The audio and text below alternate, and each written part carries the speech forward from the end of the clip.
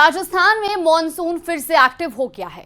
मौसम विभाग ने आज 4 जिलों उदयपुर, डूंगरपुर, बांसवाड़ा, प्रतापगढ़ में ऑरेंज अलर्ट जारी किया, तो वहीं सवाई माधोपुर में तेज बारिश का दौर जारी है। शहर के कई इलाके डूबने से बाढ़ जैसे हालात हो गए हैं। लटिया नाला के आसपास पानी भरने से निचले इलाकों में हालात मुश्किल है।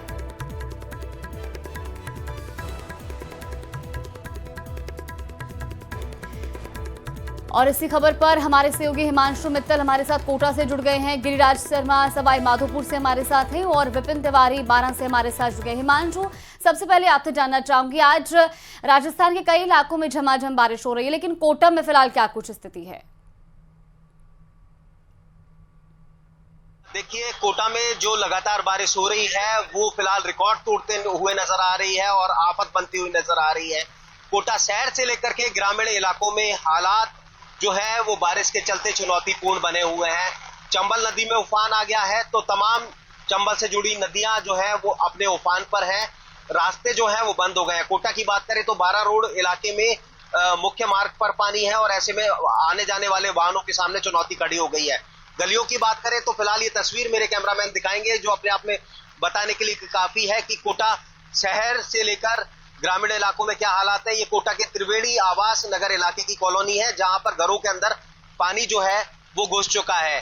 कोटा में करीब 50 कॉलोनियां ऐसी हैं जहां पर जल भराव के हालात हैं। आनंदपुरा से लेकर के 12 रोड से लेकर के देवलिया, जय हिंद नगर स्टेशन, इन तमाम इलाकों में जो घरों के अंदर पानी घुस चुका है। देखिए, आप सड़क पर जो खड़ी कार है उसके पहिए आपको चारों तरफ से डूबे हुए नजर आएंगे, यानी जो गाड़ियां हैं उनके सामने चुनौती आप देख सकते हैं कि किस तरह से गाड़ियां जो आ रही हैं उन्हें निकलने में दिक्कतों का सामना यहां पर करना पड़ रहा है। दूसरी तरफ अगर बात करें तो अघोषित तौर पर आज स्कूलों में छुट्टी जो है वो घोषित कर दी गई। अघोषित तौर पर छुट्टी जो है वो स्कूलों की तरफ से घोषित की गई है। सभी ज्यादातर जो निजी स्कूल हैं उनमें लगातार बारिश के बाद में बच्चों की छुट्टी कर दी गई है।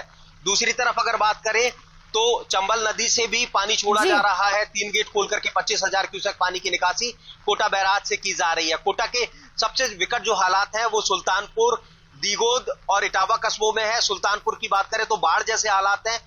सुल्तानपुर के मुख्य मार्गों पर कुल मिलाकर हिमांशु, बारिश की वजह से लोगों को बेशक गर्मी से राहत जरूर मिली होगी, लेकिन लोगों का जनजीवन पूरी तरीके से प्रभावित हुआ है। गिरिराज, सीधा आपसे जानना चाहेंगे, सवाई माधोपुर की तस्वीरें क्या स्थिति बयां करती है?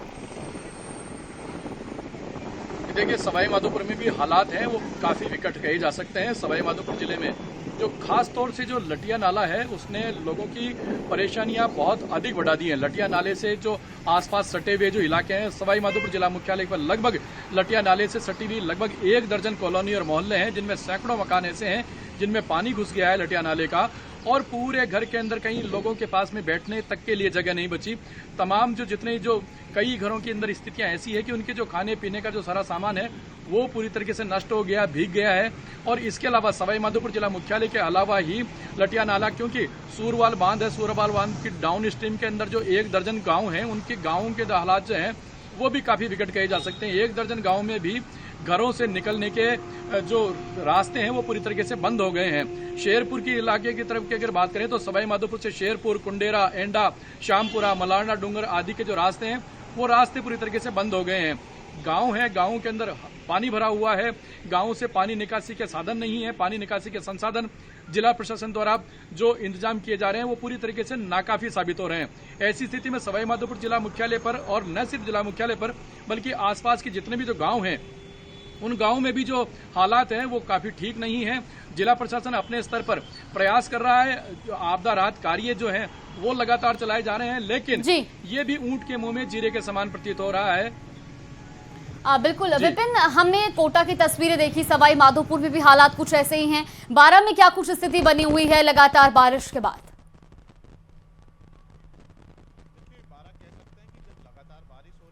बीती रात से ही बारिश हो रही है, उसके बाद जो है जाहिर सी बात है बाढ़ आना स्वाभाविक था और बाढ़ की ही स्थितियां जो है यहाँ उत्पन्न है।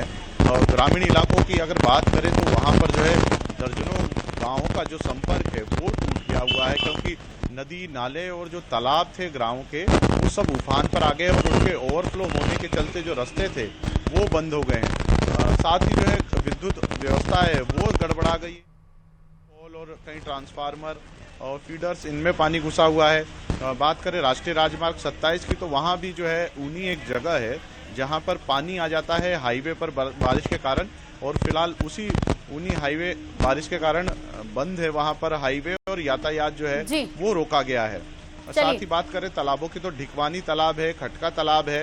ये तालाब जो है खतरे के निशान पर है, क्योंकि तेजी से वेग हो रहा है और पहले भी ये क्षतिग्रस्त थे। और साथ ही अगर बारिश की बात करें आंकड़ों की, तो बीते 24 घंटे में जो किशनगंज, मांगरोल और अंता है, इन क्षेत्रों में 100 mm से ज्यादा बारिश हो चुकी है, जो कि एक बाढ़ का संकेत माना जाता है। और शहर की बात करें, विपिन लौटूंगे आपके पास। हिमांशु लगातार हमारे साथ बने हुए हैं। हिमांशु, लगभग सभी जगहों पर स्थिति जल जमाव की बनी हुई है, लेकिन अब प्रशासन कितना मुस्तैद है, क्योंकि जो पानी है वो लोगों के घरों में घुस रहा है, आवाजाही में परेशानी हो रही है। इस बीच प्रशासन की ओर से कोई कदम उठाए गए हैं अभी तक? देखिए, यही एक बड़ी विडंबना है, क्योंकि अमूमन कोटा के कुछ इलाके ऐसे हैं जिन्हें निचले इलाकों के तौर पर गिना जा सकता है, लेकिन अमूमन जब ज्यादा बारिश होती है या कई घंटों की बारिश या मूसलाधार बारिश का दौर चलता है, तो कई इलाकों में, कई कॉलोनियों में जल भराव जैसे हालात बनते हैं। कई कॉलोनियां तो ऐसी तक भी होती हैं जिनमें लोगों को रेस्क्यू करना पड़ता है, सड़कों पर नाव चलती हुई नजर आती है।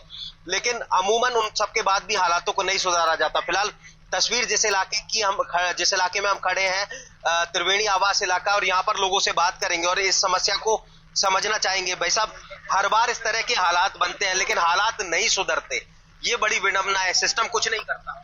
अब सिस्टम से बार बार कह ही सकते हैं, कॉलोनीवासी जाते हैं, बात करते हैं, अपने जो यहाँ के एमएलए और जो जनप्रतिनिधि हैं उनसे भी बात करते हैं, लेकिन केवल आश्वासन मिलता है। प्रॉपर वे में 2-3 काम हो जाए, थोड़ा सा पानी डाइवर्ट हो जाए, क्योंकि लगभग 5-7 कॉलोनियों का पानी आकर इकट्ठा होता है। 1.5-2 फीट नीचा है, तो ये रोड लिफ्ट हो जाए कम से कम, और नाला प्रॉपर बन जाए, सीसी बन जाए, तो इस समस्या का समाधान। इस तरह के हालात बनते हैं तो अब पूरी दिनचर्या प्रभावित होती है, घर से निकलना भी होते है सर। और दूसरी बात, आपको एक बात और बताओ, कोई ऐसी इमरजेंसी आ गई, जैसे मान लो कोई बीमार हो गया, और उसको कैसे ले जा, तो दिक्कत तो आती है। देखिए, घर से गाड़ी जो है वो बिल्कुल हिमांशु, और लोगों की जो समस्याएं हैं वो 10 जस की तस बनी हुई है। प्रशासन इस पर कोई सुध नहीं ले रहा, और जिससे लोगों को परेशानी जरूर हो रही है। चलिए, फिलहाल आप तीनों का बहुत बहुत धन्यवाद जुड़ने के लिए और जानकारी साझा करने के लिए। खबरों में आगे बढ़ेंगे। बूंदी के कापरेन के सामुदायिक चिकित्सालय में पानी ही पानी नजर आ रहा है। अस्पताल तालाब बना हुआ है। अस्पताल परिसर के चारों ओर पानी ही पानी है। अस्पताल परिसर में 3 फीट तक पानी भरा हुआ है, और ये तस्वीरें आप देखिए, एम्बुलेंस के जो चारों टायर हैं वो जलमग्न हो चुके हैं। और इस बीच ये तस्वीरें जहां अस्पताल में अब जो मरीज या जो लोग आ रहे हैं उनको भी दिक्कतों का सामना करना पड़ रहा है, क्योंकि अस्पताल में पूरी तरीके से पानी भर चुका है, और ऐसे में अब अन्य जगहों का रुख उन्हें करना पड़ रहा है। तस्वीरें आप देखिए, बारिश के बाद किस तरीके से जो अस्पताल है वो पूरी तरीके से जलमग्न हो चुका है। बूंदी के कापरेन की ये तस्वीरें हैं, जहाँ अस्पताल के अंदर और अस्पताल के चारों ओर पानी ही पानी भरा हुआ है।